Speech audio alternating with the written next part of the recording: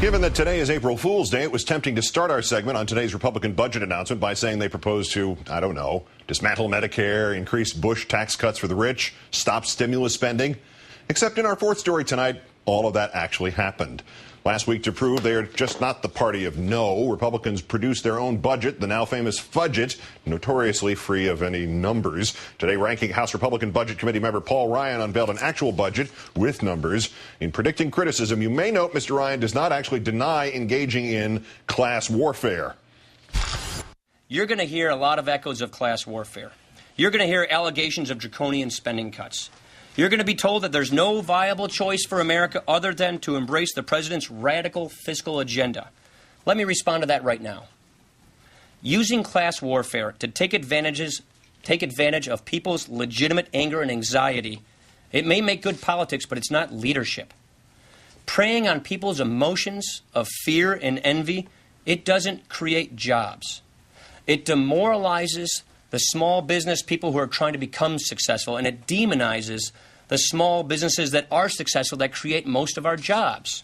He did not specify which small businesses had been demonized, so we can't say whether he meant AIG or Citigroup. But if the previous Fudge It had too few numbers, the new Fudge It, the double Fudge It, if you will, seems to have too many. This is Mr. Ryan's chart comparing his government spending through the year 2080 against Obama's based on estimates from the CBO, the Congressional Budget Office, except TheAtlantic.com reports that the CBO estimate actually ends in the year 2019.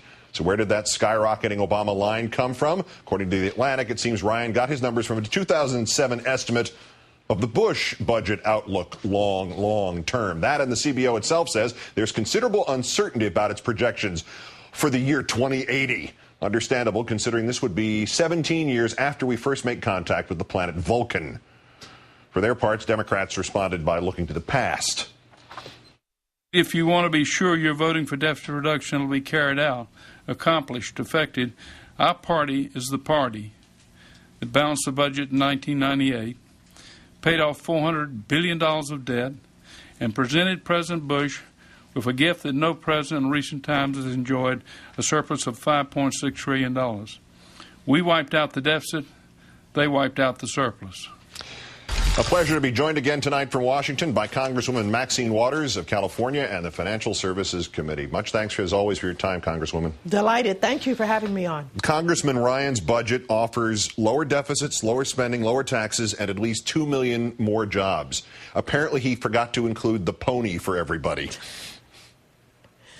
Well, I think you described exactly what's happening with this budget. First of all, it doesn't have many numbers in it. Secondly, this does nothing but rehash the same old Bush policies. And those are the policies that drove us into this recession that we're in.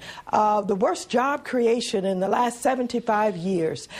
In addition to that, they have the audacity to continue to give big tax breaks to the wealthiest people in our society. Another $4 trillion worth of tax breaks on top of the already Bush tax breaks that's in the system. And so it's unrealistic. They don't talk about how they're going to have this $1 trillion or more in cuts. And I think it is laughable. Why would, and we heard Congressman Ryan seem a little on the defense right from the beginning there, why would Mr. Ryan think anybody was going to accuse him of draconian cuts?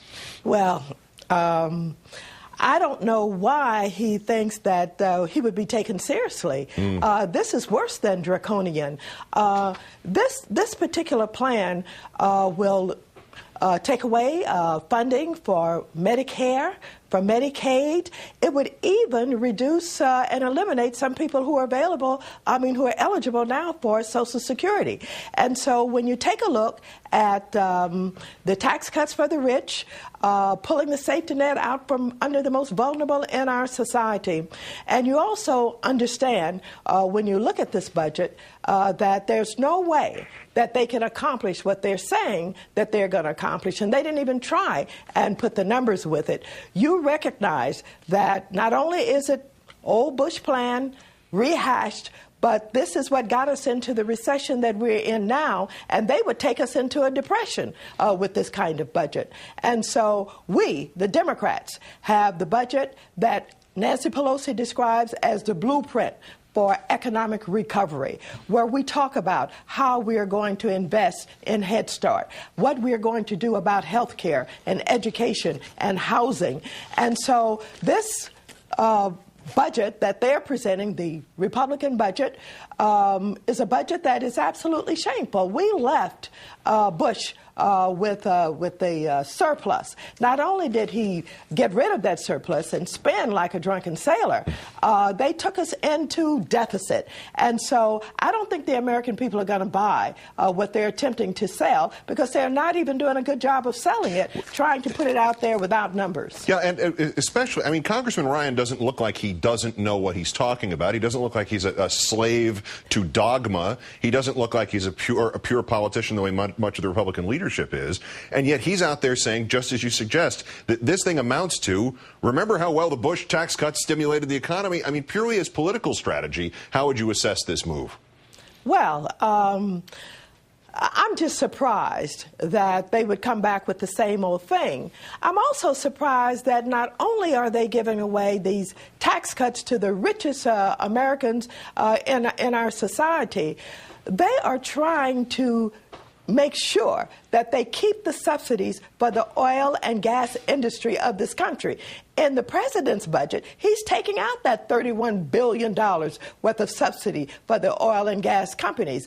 And so this budget is, that the Republicans are offering is not credible. It is not possible to execute it in the way that they're talking about it. And I just don't think the American people are going to buy it. And I don't know what their political strategy is, because you certainly can't fool the people with these budgets, this budget that they're coming forth with. So I think it's just throwing something out there. People have been waiting for days to see what the budget is from the Republicans. They said they were going to have an alternative. The first time they rolled out, it was simply with a folder with nothing in between. And then they rolled back out with very few numbers and, of course, targeting tax cuts again for the rich, pulling the rug out from under the most vulnerable, saying nothing about what they're going to really do about economic recovery. And you said it too. They're going to do away with the stimulus plan that's designed to put money into our economy, create jobs, repair our infrastructure, and get us back on the road to a solid economy again. Congresswoman Maxine Waters, Democrat from California. As always, Congresswoman, it's a pleasure. Thank you kindly for your time. Thank you very much.